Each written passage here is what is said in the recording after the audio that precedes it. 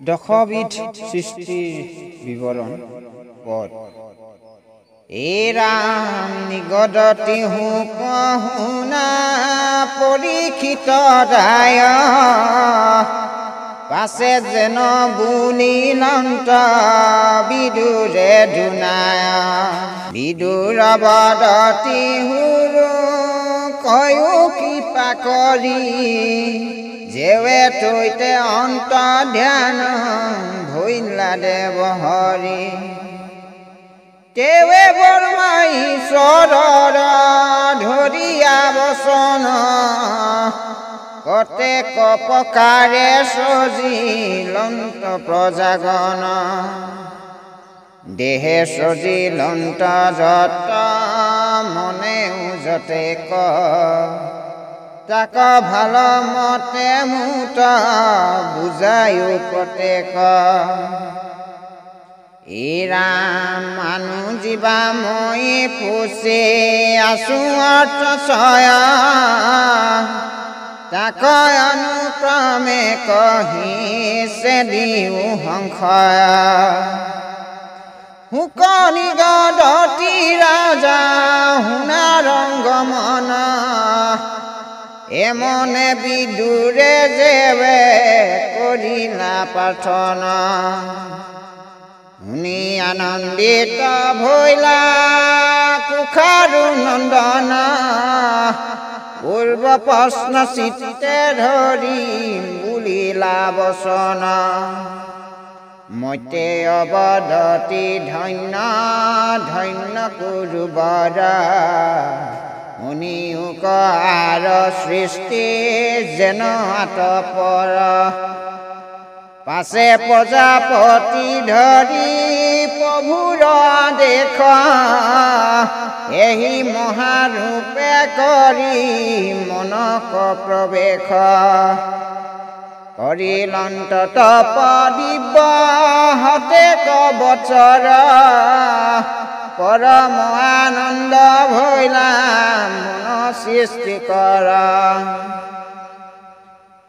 পাছে তপহন্তে উঠিলন্ত বৰ্মাতয়া প্ৰলয়ৰ বায়ু যেন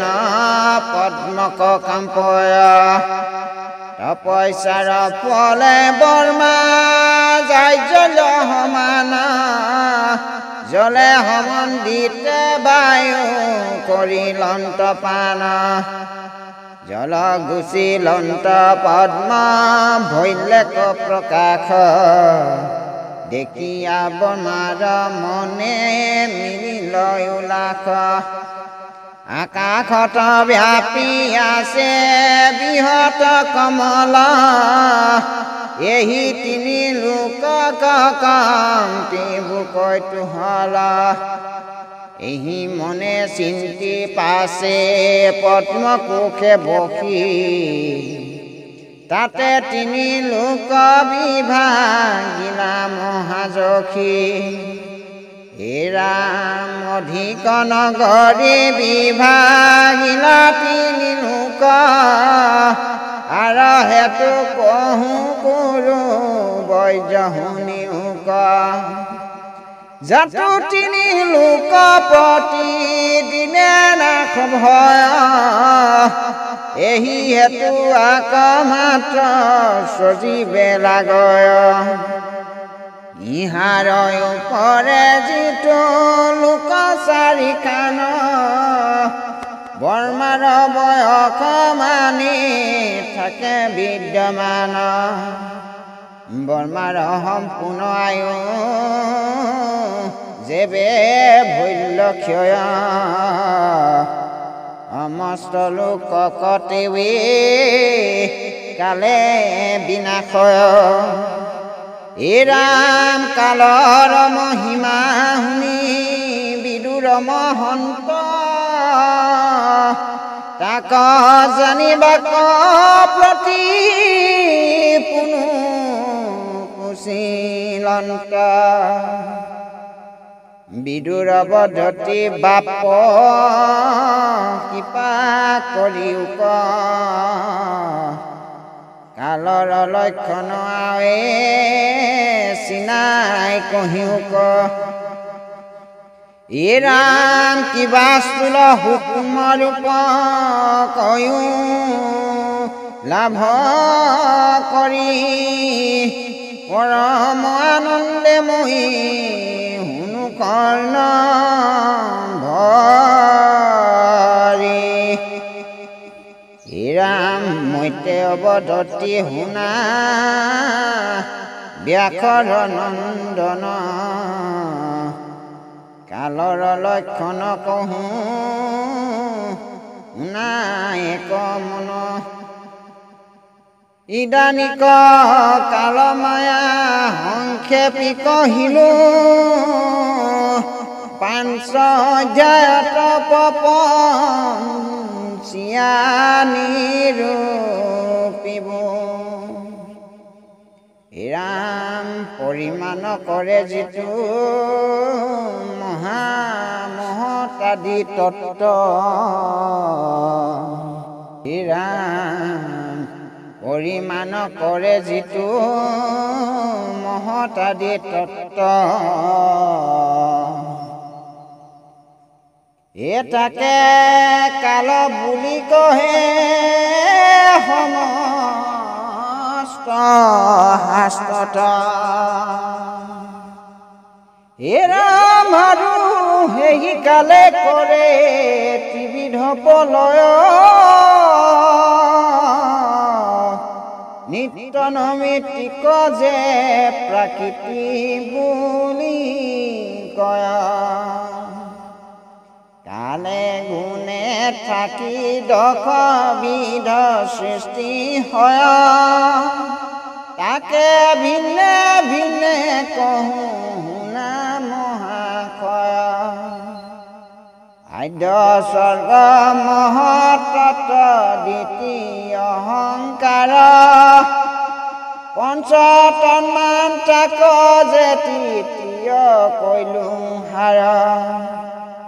জ্ঞান কমেন্দ্ৰিয় কচতুৰ্থ বুলি স্বৰ্গ পঞ্চম ইন্দ্ৰিয় দিষ্টাতা দেৱবৰ্গ পঞ্চ পৰ্বা অবিদ্যাক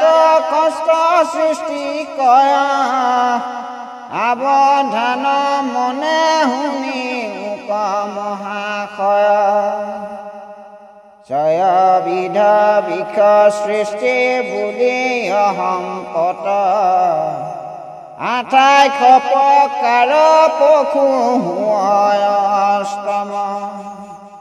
ৰাম ৰজোগুণে অধিক মত সদাৰত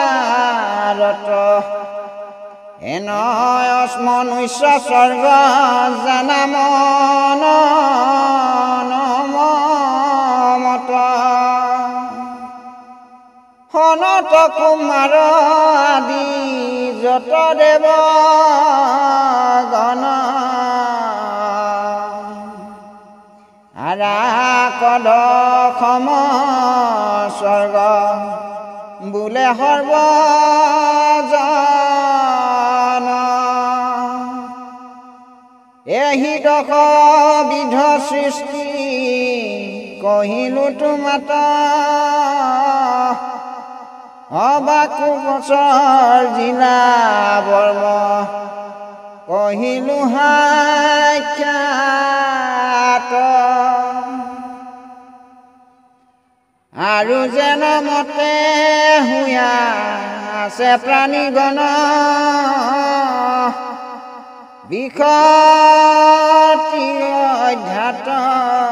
তাক কৰিব বৰ্ণন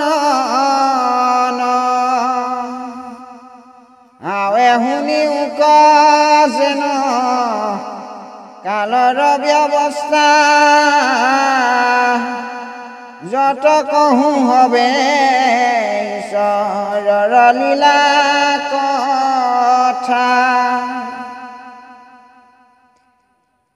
হে ৰাম শুনা নৰ নাৰী গণ শুনা এক মন বন্ধুৰ কথা পৰম গহন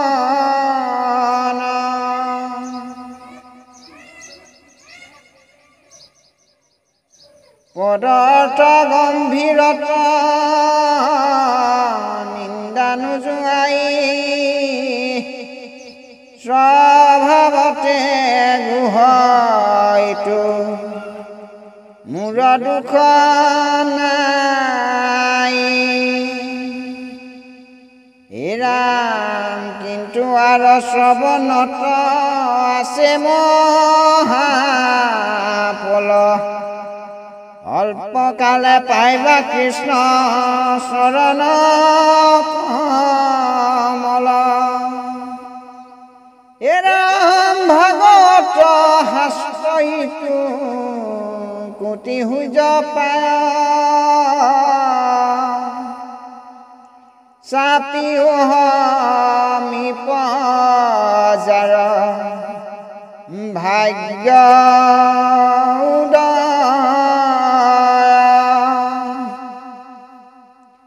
ৰাম একান্ত সাধুৰ সংগ কৰিয়া যতন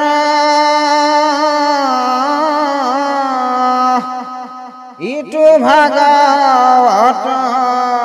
শাস্ত্ৰ কৰিও শ্ৰৱণ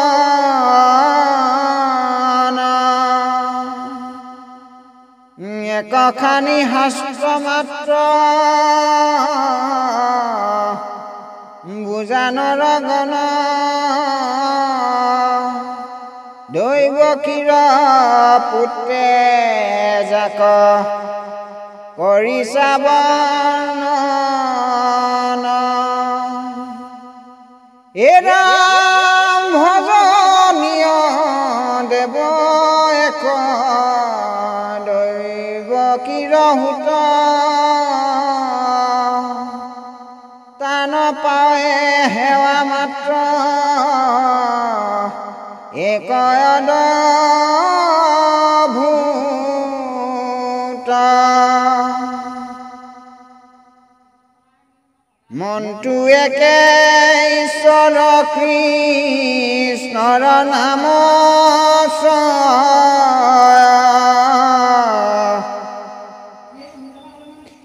এহি মানে শাস্ত্ৰাৰ্থ কৰিও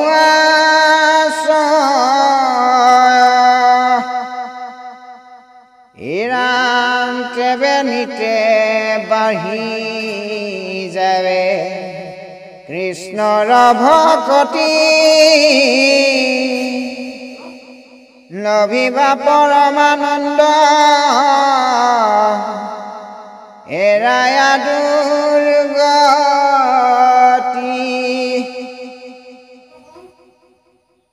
কহে মোৰ গোপাল চৰণহীন কাম সৰ্বজনে মুখ ভৰি বোলা ৰাম